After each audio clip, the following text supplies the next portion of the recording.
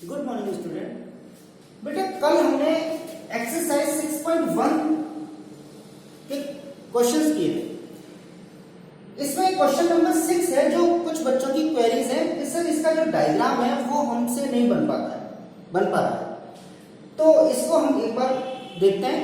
Question में लिखा हुआ बेटा given X Y Z angle, ये angle X Y Z given है आपको 64। X Y is produced 2 point P। तो सबसे पहले आपने एक्स वाई जेड एक एंगल बनाया, इस एंगल में आपने एक्स वाई इज प्रोड्यूस्ड कहा है बेटा, इसे आपने आगे प्रोड्यूस कर दिया। क्या बोला है? एक्स वाई इज प्रोड्यूस्ड, तो एक्स इधर है ना बेटा, एक्स वाई, तो एक्स से वाई ऐसे प्रोड्यूस कर दिया पीछे की साइड में, प्रोड्यूस्ड टू पॉइंट P तक हमने इसको प्रोड्यूस कर दिया। फिर इसने कहा है कि if ray that means Y B, अब Y Q bisects Z Y P, लिखा है ना, Y Q bisect Z Y P, तो जेड वाई पी को वाई क्यू क्या कर रहा है बेटा, बाइसेक्ट कर रहा है।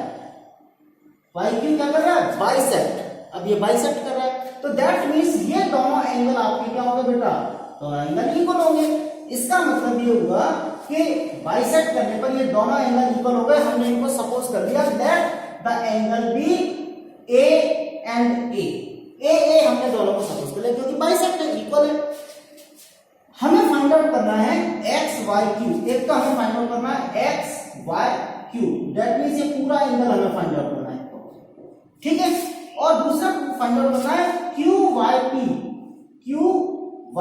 पी दिस वन, और वो भी रिफ्लेक्स क्यू वाई पी।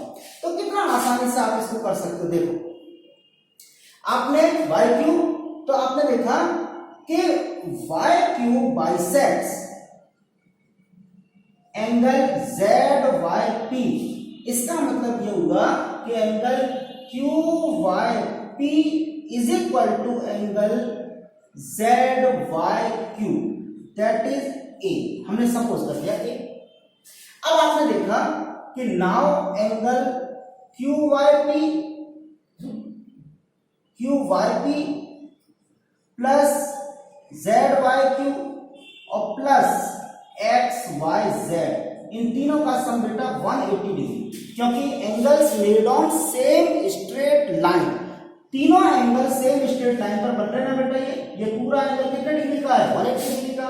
अब इसे भी हमने ए सपोज किया बेटा, इसे भी ए सपोज किया था, और this one is 64, 180, 2a is equal to 180 minus 64, then a is equal, यहां से माइनस होगा बेटा, ये माइनस होकर के कितना आ गया, ये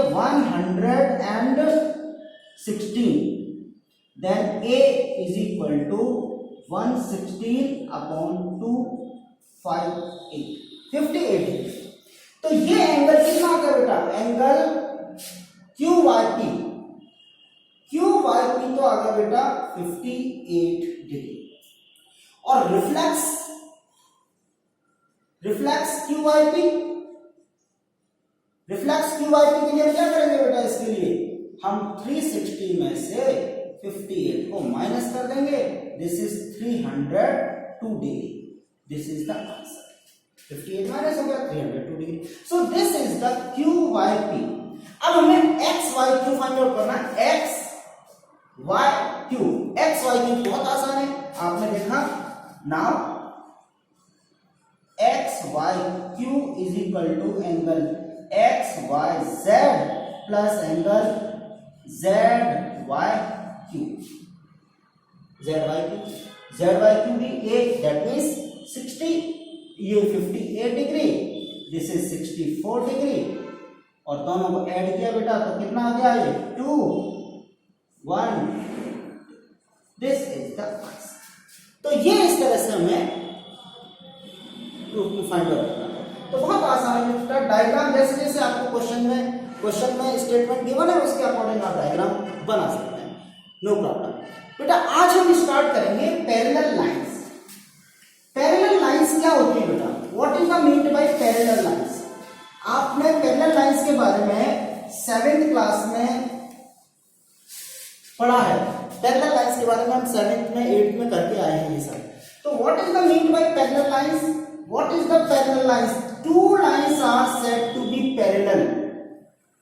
to lines are said to be parallel if they does not meet या they never meet if they extend either of the direction. Two lines are said to be parallel, they never meet if they extended either of the direction. That means अगर हम इन lines को किसी भी direction में आगे extend करें तो वो कभी भी एक दूसरे को इंटरसेक्ट नहीं करें या दोनों एक दूसरे से नहीं मिले। That is the parallel lines. Example आपने देखा रेलवे ट्रैक, ठीक है, स्टेयर्स जो होती है आपके वो सीढ़ी, उसको हम कह सकते हैं। ऐसे ही बहुत सारी चीजें हैं, जैसे ये पार्ट इस पार्ट के पैरेलल है, ठीक है, इस तरह से ये पार्ट ये इसके पैरेलल है। हम आगे कितना भी एक्सटेंड करें एक दूसरे से वो मीट नहीं कर रहे। That means these are two lines are parallel. So A B and C D, A B is parallel to C D. तो ये लाइंस पैरेलल है, ठीक है। इसमें हमें क्या करना है? Angle between two parallel lines by the transversal. अब ट्रांसवर्सल लाइन क्या होती है बेटा? एक लाइन ये, this is the transversal line. This is the transversal line means a line intersects two or more lines. A line intersect two or more line. एक ऐसी line जो दो या दो से ज्यादा लाइंस को इंटरसेक्ट करती है। That means one line this one line this one, and one line this one. And this is the transversal. This is the transversal. This line is transversal because of this line intersect these three line at three distinct point. तीन अलग अलग points पर ये line in तीनों lines को intersect करती है। This is the transversal line. तो इस तरह से हम इनके बारे में जानते हैं। ट्रांसवर्सल लाइन क्या होती है बेटा? पैरेलल लाइंस क्या होती है? अब angles between two parallel lines by the transversal. तो आपने देखा बेटा एक एंगल 1, 2, 3 एंड 4, 5, 6, 7 एंड 8 इस तरह से भी लिख सकते हैं, या 5, 6, 7 एंड 8 इस तरह से हम लिखेंगे। 1, 2, 3, 4, 5, 6, 7, 8, 4 and 4, 8 angles are there. बेटा यहां पेयर 1 का पेयर 5 के साथ, 2 का पेयर 6 के साथ, 4 का पेयर बेटा 8 के साथ और 3 का जो पेयर है वो 7 के साथ। These angles are known as corresponding angles.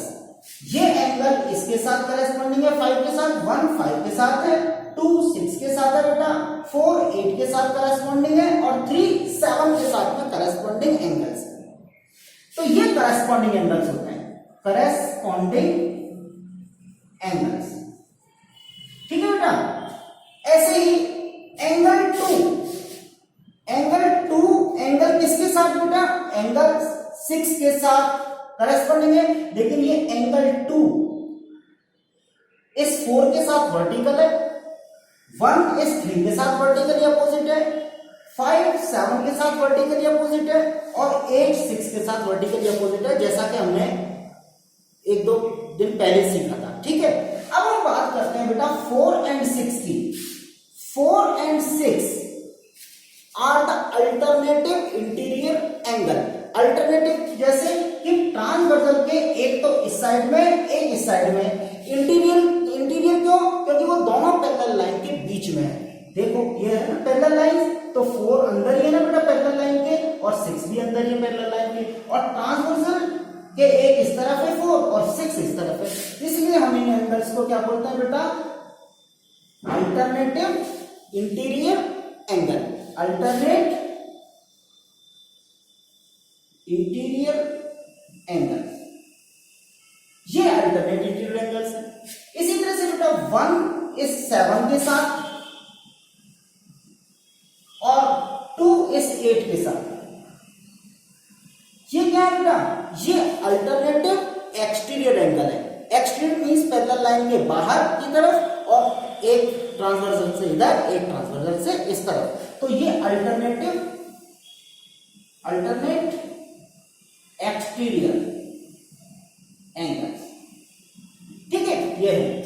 अब अगर ये बेटा दोनों, ये सभी angles, pair of angles between two parallel lines हैं, between two parallel lines by the transversal, तो ये सभी एंगल्स बेटा आपस में इक्वल होते हैं।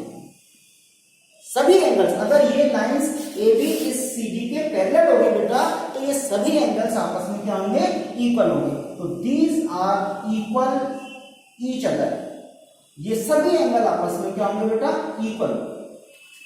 अगर ये लाइन, दो लाइन ए बी इस पैरेलल टू सी डी हो तो इस टॉपिक के बारे में हमें आप समझना था बेटा। ये टॉपिक बहुत आसान है, आप इसको समझिएगा, अपनी एक्सरसाइज बुक में है इस टॉपिक पैरेलल लाइंस, इसे पहले समझिएगा, इसकी कल हम कुछ क्वेश्चंस स्टार्ट करेंगे। Okay, thank you.